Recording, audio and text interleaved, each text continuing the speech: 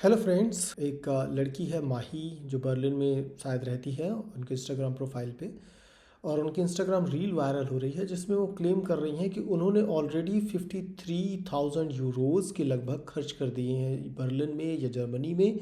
Germany आने के लिए, यूनिवर्सिटी एजुकेशन के लिए ये तकरीबन 3 साल हो गया है और उन्हें अभी तक कोई जॉब नहीं मिल पाई है। तो उनकी जो प्रीवियस अर्निंग थी उससे भी ज़्यादा पैसा वो खर्च कर चुकी हैं यहाँ पर जर्मनी में सेटल होने के लिए। कई बार मैं बोलता हूँ कि यहाँ पे जॉब मार्केट टफ है, इतना इजी नहीं है। और वहाँ पे जो यहाँ पे लोग हैं जो जिनको जर्मन नहीं आ रही है, जो 2-3 साल से हो गया फिर भी जर्मन नहीं सीख पा रहे हैं।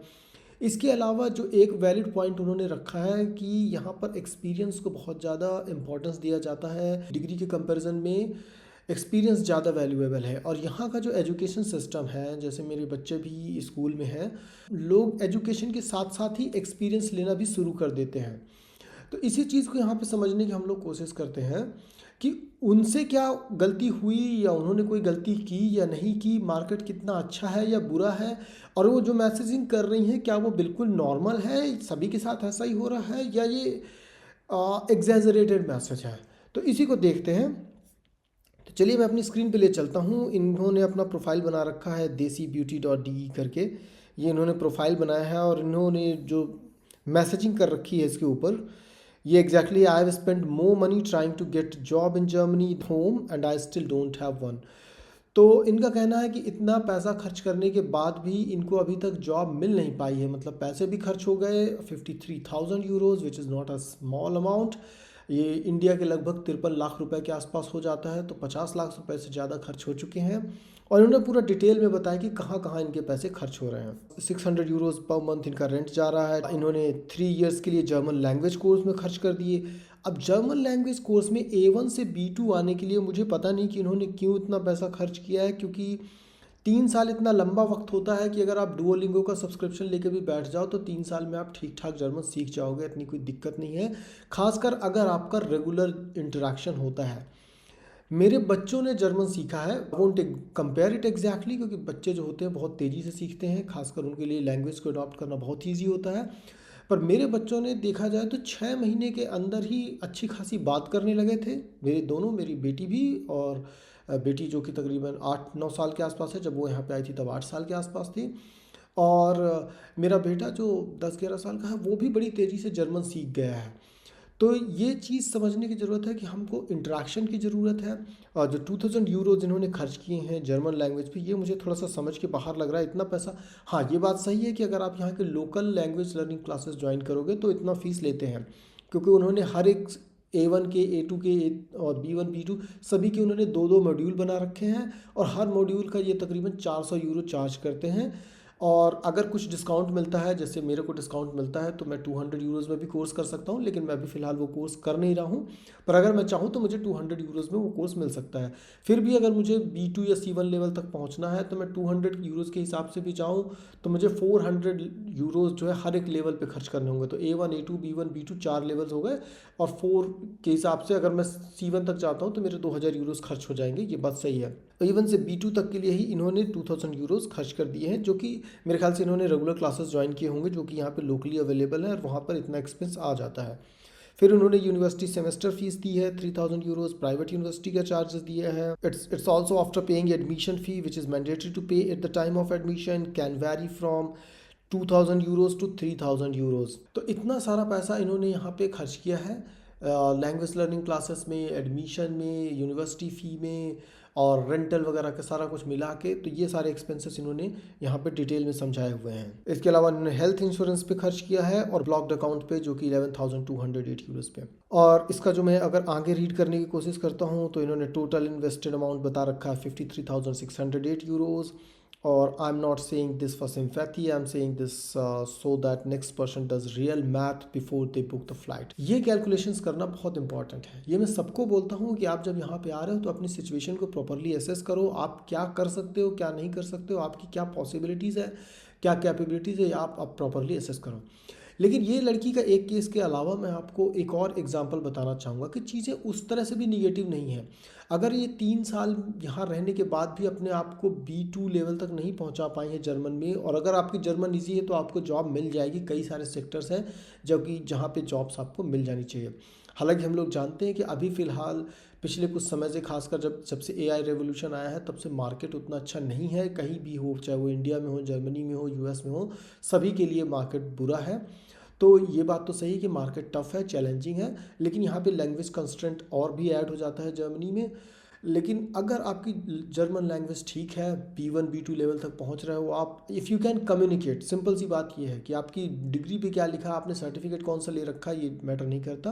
आप इंटरव्यूज़ दे पा रहे हो, आप डे टू डे कम्युनिकेशन कर लेते हो जर्मन में, दैट्स गुड इनफ आपके स्टार्ट करने के लिए। तो आप आराम से इंटरव्यू में आपको ये बहुत ज़्यादा हेल्प करने वाला है। इसके अलावा जो है, मैं खुद ऐसे स्टूडेंट्स को भी जानता हूँ जो मेरी ही कंपनी में काम कर रहे हैं। तो ऐसा नहीं है कि सिचुएशन सभी के लिए ग्रिम है, सभी के लिए बुरी है। कई सारे लोग हैं जो यहाँ पे आ रहे हैं और इंडियन स्टूडेंट्स हैं, पर ये बात सही है कि बहुत एक्सेप्शन है, बहुत रेयर है। लेकिन मेरे टीम में है, मेरे ऑफिस में है, ऐसी लड़कियां हैं। एक इंडिया से ही लड़की है जो कि एज ए स्टूडेंट वर्क कर रही है। तो ऐसा नहीं कि सिचुएशन एक्सट्रीमली बैड है, पर ये लक का भी फैक्टर होता है कई बार। पर उस लड़की से जब भी मेरी बात हुई तो उसने बताया कि उसके पास पहले भी एम्प्लॉयमेंट था, तो ऐसा नहीं था कि वो पहली बार स्टूडेंट जॉब में काम कर रही है। तो इसका मतलब ये कि उसको काफ़ी सारी अपॉर्चुनिटीज़ मिली हैं, और उसके कुछ फ्रेंड्स और हैं, उन्होंने भी काम कर रखा है प्रॉपर किसी कंपनीज में ही। वो ऐसा नहीं है कि डिलीवरी जॉब कर रहे हैं या रेस्टोरेंट में काम कर रहे हैं, प्रॉपर स्टूडेंट जॉब कर रहे हैं जहाँ पे उनको एक्सपीरियंस भी अर्न हो रहा है। दूसरी चीज़ ये है कि यहाँ का एजुकेशन सिस्टम जो है एक्सपीरियंस को ज़्यादा वैल्यू करता है। अगर आप लोग ज़्यादा यहाँ के एजुकेशन सिस्टम को समझना चाहते हैं तो मेरा एक ऑलरेडी वीडियो पड़ा हुआ है, उस पर आप समझ सकते हैं कि यहाँ पे स्कूलिंग किस तरह से होती है। यहाँ पे बहुत ही अर्ली एज में बच्चों को डिवाइड कर दिया जाता है उनके कैलिबर के बेस पे। कितने लोग फिजिकली स्ट्रांग हैं, कितने लोग मेंटली स्ट्रांग हैं, मेंटल स्ट्रेंथ क्या है, आपके एनालिटिकल स्किल क्या है, इसके बेस पे क्लास 6-7 में ही आपका डिसाइड हो जाता है कि आपको गिम्नाजियम जाना है या आपको रियाल सूले जाना है या हाउप्टसूले जाना है।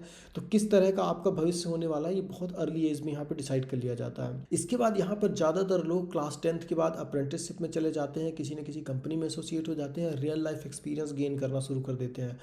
तो ये ज़रूर एक बहुत बड़ा चैलेंज है कि जर्मनी में एज अ फ्रेशर जॉब मिलना very difficult, it's very difficult. क्योंकि स्टूडेंट के साथ साथ अगर आप एक्सपीरियंस अर्न कर लेते हो तो वो आपके लिए बहुत ही यूज़फुल है, और उस चीज़ को यहाँ पे बहुत ज़्यादा वैल्यू किया जाता है, बहुत ज़्यादा काउंट किया जाता है। तो अगर आपके CV में ज़ीरो एक्सपीरियंस लिखा है, आपने कहीं पे भी कोई काम नहीं किया अपनी स्टूडेंट लाइफ में या कुछ भी, तो उस चीज़ को यहाँ पर एक आपके लिए निगेटिव काउंट होगा, और वहाँ पर आपको जॉब मिलना थोड़ा सा डिफ़िकल्ट होगा। At the and I would say कि जो ये लड़की कह रही है इनका काफ़ी हद तक व्यू पॉइंट सही है। 2000 यूरोज़ मेरे ख्याल से इन्होंने डायरेक्टली कोर्स पे गई हैं, इसीलिए इनका खर्च हुआ है। अदरवाइज़ वो अगर ये डुओलिंगो यूज़ करती या और भी कोई ऐप यूज़ करती या अपने सेल्फ स्टडी से करती तो इनके 2000 यूरोज़ यहाँ पे इजीली बच सकते थे। और 3 साल में अगर इनकी जर्मन अच्छी नहीं हो पाई है तो ये भी एक बड़ा चैलेंज है। मुझे थोड़ा सा 3 साल में आपको इतनी लैंग्वेज आनी चाहिए कि आप आराम से बात कर पाएँ। लोग 6 महीने 8 महीने, जहाँ डेडिकेशन है तो यार हो जाता है। और दूसरी चीज़ ये कि आप अपने आप को ओपन रखो, आपको ये सब चीज़ों को अडॉप्ट करना पड़ेगा, मार्केट के हिसाब से अपने आप को नई नई चीज़ें सीखनी पड़ेगी। आप क्लाउड पे जाओ, क्लाउड इंफ्रास्ट्रक्चर पे भी अभी बहुत सारी जॉब है, SAP पे बहुत सारी जॉब है। और अगर बाई चांस अगर ये लड़की ये वीडियो देखती है तो डेफिनेटली अगर उसको रीच आउट करना है, she can reach out to my email ID, I can help. CV किस तरह से बनाना है, क्योंकि CV में भी बहुत बड़े चैलेंज है यार। मैंने ऐसे ऐसे लोगों को देखा है कि उनका CV ही सेलेक्ट नहीं हो रहा है, 3-3 4-4 महीने से अप्लाई कर रहे हैं, एक जगह से रिस्पॉन्स नहीं आ रहा, एक इंटरव्यू कॉल नहीं आ रहा उनको। और मेरे केस में ऐसा नहीं रहा। मेरे केस में मुझे काफ़ी सारे इंटरव्यू कॉल्स आए हैं, मैं लगभग हर हफ्ते ही 2-3 इंटरव्यू देता था। तो ये चीज़ को भी आप लोगों को असेस करना पड़ेगा। अपना CV को सही करो, अपने जॉब प्रोफाइल को सही करो, अपने नॉलेज और एक्सपीरियंस को सही करो। जर्मन जितना सीख सकते हो यार, जर्मन मेरी ऑलमोस्ट जीरो थी, अभी आती है मुझे, ऐसा नहीं, मैं जर्मन काफ़ी हद तक समझ लेता हूँ, थोड़ा बहुत बोल लेता हूँ। लेकिन मैं अभी भी जर्मन में फुली कम्युनिकेट करने के I have not reach to that level, जो कि मैं सोच रहा हूँ कि इस ईयर के एंड तक I will be able to reach that. और मैं सिर्फ अपने आप को 2 घंटे 3 घंटे ही दे पाता हूँ दिन के लैंग्वेज सीखने के लिए, और सेल्फ लर्निंग के बेस पे चल रहा हूँ अभी मैं। कोई भी मेरी एक्सटर्नल लर्निंग नहीं है, मैं कहीं से ट्यूशन कोचिंग वगैरह कुछ भी नहीं कर रहा। तो अगर आप डेडिकेशन के साथ कोई काम करते हो तो हो जाएगा, कोई दिक्कत नहीं है, इतना कोई इम्पॉसिबल सी चीज़ नहीं है। और अगर बाई चांस आप इनको जानते हो, उनको कोई हेल्प चाहिए तो डेफिनेटली आई वुड हेल्प। मैं खुद से रीच आउट नहीं करूँगा, but if she need some help then I would be more than happy to assist. अगर आपकी भी कोई क्वेरीज है तो आप मुझे बता सकते हो। अगर आप मूव होना चाहते हो या मूव होने का सोच रहे हो या ऑलरेडी आ चुके हो यहाँ पे, और कुछ अगर प्रॉब्लम है, कहीं आपको वीज़ा में दिक्कत आ रही है, आपको जॉब सर्च में दिक्कत आ रही है, आप मुझे बता सकते हो। मेरा पर्सनल ईमेल आईडी भी रहता है, कमेंट सेक्शन में भी आप डाल सकते हो, आप अपना ईमेल आईडी शेयर कर सकते हो। I will definitely try to revert. मैं ज़्यादातर कमेंट्स को रीड करता हूँ और रिस्पॉन्ड करता हूँ। टाइम लग सकता है, हो सकता है रिस्पॉन्ड करने में, but I definitely do that. तो मिलते हैं फिर अगले वीडियो में, तब तक बाय, टेक केयर। ये मुझे स्टोरी दिखी और काफ़ी इंटरेस्टिंग केस था। 53 लाख रुपीज़ काफ़ी होते हैं, तो मुझे लगा इस पर कमेंट करना चाहिए। इससे आपको भी थोड़ा सा एक रियल लाइफ सिनेरियो मिलता है। अदरवाइज़ आप लोग कई बार लगता रहता है कि झूठ ही बोल रहे हैं, हवा उड़ा रहे हैं। बहुत सारे मेरे कमेंट आते हैं, बोलते हैं कि यार ये तो ज़बरदस्ती कर रहा है, बकवास कर रहा है, तो तुम क्यों नहीं वापस आ जाते हो, तुम क्यों वहाँ बैठे हुए हो। Situation is not that good.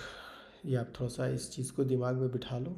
India में भी नहीं है, पूरी दुनिया में ही हालत ख़राब है, जर्मनी में तो कुछ ज़्यादा ही है। ऊपर से आप लोकल लोगों से कम्पीट नहीं कर पाओगे, क्योंकि वो जर्मन बहुत स्ट्रॉन्ग है, और जर्मन इज़ हाईली प्रेफर्ड। अगर मल्टीनेशनल कंपनी है, इंटरनेशनल कंपनीज हैं, तब भी जर्मन प्रेफर होती है। और मुझे भी इसीलिए जर्मन यहाँ पे लर्न करना ही करना है। तो if you want to see your future in Germany, you must learn German. Okay, bye, take care.